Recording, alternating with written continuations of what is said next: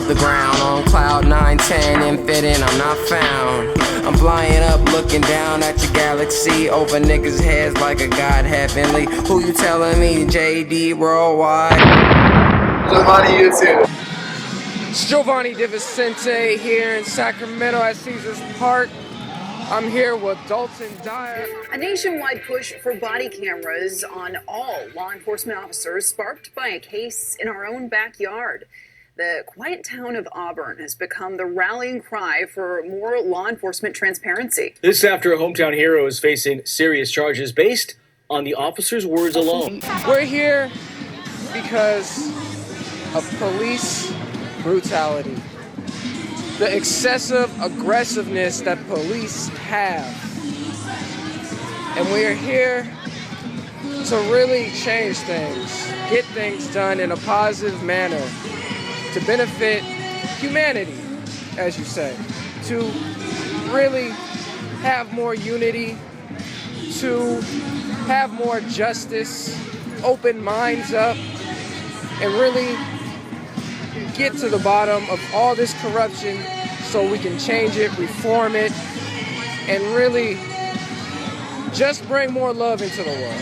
Because that's really what we need. So I'm here with Dalton Dyer, and he has a story that he wants to share with the world. So, you've been a victim of police brutality. Yes, sir. Tell me about this story. So I'm being charged with 3 felonies, 2 strikes in the state of California. Well, on my first offense, I have no record before this. Medical records show that the officer was punched by his partner by 2 different physician assistants, and yet they're still charging me 3 felonies, 2 strikes. Deputy District Attorney Anna Duffy and District Attorney Scott Owens both signed under penalty and perjury that all these instances happened even though they have medical records saying the officer was punched by his partner. So that is where the disconnect starts and has the most power, because if your district attorney can raise charges and then have immunity to where they can't get in trouble for it, then that's where the problem starts, and that's where we need to start. Needs to be more accountable on the government, because the government has so much corruption. Nobody's accountable. Who's accountable? Why isn't any justice going down? So you were telling me earlier, so you're driving home or you were with your cousin. Yes. And the police stopped you. Yes. What was your first thoughts when you saw those sirens? Well, always you're like, oh, cops here. You're nervous. You automatically get that little bit of nervousness every time. But if you're innocent, what do you have to lose? So we go through the process. And then, so when that happens, the police gets out. How was he at first? How was do you know what's his officer's name? Joshua Egan.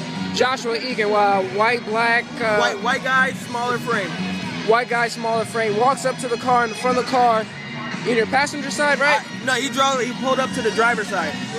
But you're in the passenger. I'm in the passenger. You're in the passenger.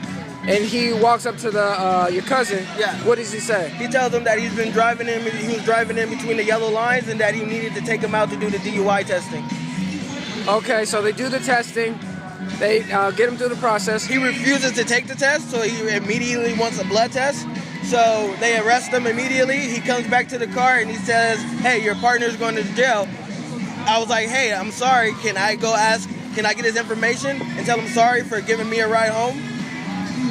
So after you do that, so what? So when you ask him, where were you? Like by the cop car? Or I was still inside the cop car. Oh, you were still inside the. I was still inside. Well, not the cop car. I was still inside our car, because when he comes to the car and he said your boy's going to jail, he comes back and tells me that. So I'm like, "Hey, you mind if I go say bye and sorry so I can get his information and tell his parents?" He says yes. So I'll get out of my car and I'll walk over there. And next thing you know, I'm at the car and I'm just talking to my buddy behind the car. So I've asked for camera footage and audio of the police cars and the officers involved, but they don't have any, of course. But since 2014, they have a policy of 100% compliance rate with their camera footage. But why don't they have any now? Why don't they have any now? Exactly. And then they said they took cameras out of their car because it makes their car overheat. And that was their excuse for why the cameras are not in the car. But there is no excuse for police brutality. No. Yeah. No. So, you go try to talk to your cousin. Then what happens? Tell me. Then another officer pulls up. Pulls up immediately. Yep, runs right behind me and pushes me up against the car. So my first instinct is always to put my hands up, because if you put them down by your pocket, a cop can see you as reaching for something. So I put my hands up, the cop pushes up against the car, and now he's like, stop resisting arrest. I'm like, sir, I'm not resisting arrest. He said, stop resisting arrest, sir, I'm not resisting arrest. Then he grabs my arms and puts them behind my back, and while the other officer punches me in the face. So the cop that said it was okay to go and talk to your cousin stood by and did nothing. And then threw a punch at me. And additionally, when he had attention that what was the scuffle that was going, he said, oh, immediately this guy's doing something bad, even though he's the one that let me out of the car. That let you out of the car. So now we're here, we're fighting the system. 18 months in. I'm 18 months in. I'm facing 3 felonies, 2 strikes with no sufficient evidence. They've changed my district attorney 3 times. During my preliminary hearing, Honorable Judge John Cosgrove was falling in and out of sleep, and nobody called him out, which is a failure to act on the district attorney's part and the judge's part. Yeah, see, that's why there needs to be more accountability on the government side, because in this system, we have power, but our power is very limited to the point where if we fight it, we don't have the resources. We don't get paid like these politicians, like these big tech corporations. We don't have the money to fight. We don't have the power. We don't have the money and time. We work everyday lives. We have hard lives. We're trying to come up. And these politicians, these tech corporations, all these corporations, they have money to fight on the behalf of corruption when we don't have the money to fight the corruption at all. And every lawyer wants to charge you 10 grand up front and then charge you $2,000 to $3,000 a day per trial. Like, we come from money. Like, I come from foster care, so I can't just go around and beg my foster parents for money, because our relationship was never tight like that. It was a temporary thing. When you're 18, you're gone, you get emancipated. So who am I supposed to go to? Am I supposed to go $30,000 in debt because officers don't want to be held accountable? No. Exactly. So that ain't right. We know that ain't right. No, it ain't right.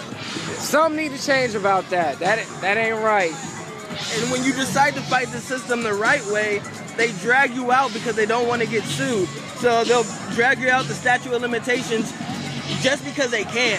And if you sign over your rights, you allow them to do anything they want. And that's the problem that we're into today. Exactly. So the real enemy is this mind state of corruption. Police, I can understand. They have family. They need to feed their kids. They got a job. They're just doing their job.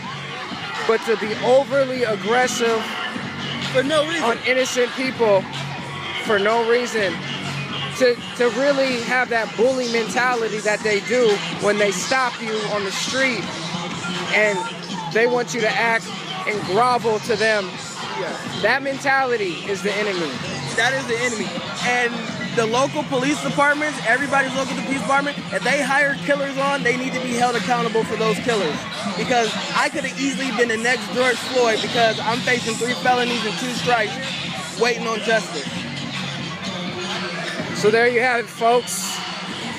We need to bring more vibes, positive vibes, more love and peace in the community, more communication for the community, to the police department, to government, local government, more flow of communication.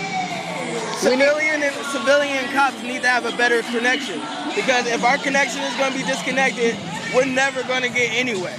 You know, it's like, if cops can't be held accountable by their own officers, who's going to hold them accountable? Because they're going to be playing the protect game after that. You know, save face game. Yeah. But it's like, we're the faces you're supposed to be saving. Yeah. So where does our justice actually go? And it's like, we can't police the police. We can't run in while a George Floyd's getting choked out, because then we're a threat to that cop and he can have the right to shoot us. So where is the real justice? You tell us to go out there and stop filming, but what happens when we stop filming? Now we're a threat, and now you get a gunshot. There you have it. So stay tuned. will never stress out in challenging situations. I will think of a way to overcome, succeed to better myself for the good of this world and universe. Inhale, exhale, breathe. Don't be mad, it ain't bad as it seems. Relax, take a step back, chill and believe. Tomorrow just another day to receive. You'll see. Inhale, exhale, breathe. Don't be mad, it ain't bad as it seems. Why you still watching? Go support real news.